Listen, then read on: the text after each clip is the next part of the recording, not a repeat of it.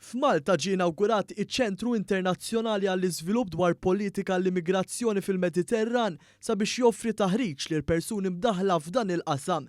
Fl-inawgurazzjoni l-Ministru għall-Affarijiet Barranin Evarist Bartolo saħaq li dan iċ-ċentru se jgħin biex tiġi indirizzata l-isfida tal-immigrazzjoni. Jagħmel ħafna sens li ċentru bħal dan ikun ibbażat Malta kif ninsabu aħna bejn il-kontinent Ewropew u l-kontinent Afrikan.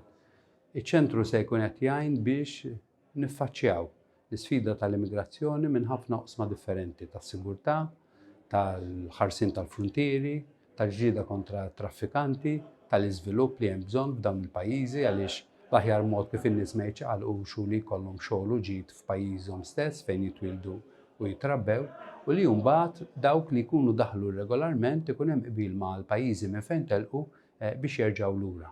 F'konferenza li għalija kien hemm preżenti wkoll id-Direttur Ġenerali taċ-Ċentru Internazzjonali għall-Iżvilupp tal-Politika tal-Immigrazzjoni intqal kif Malta ħadmet qatih biex jinfetaħ dan iċ-ċentru.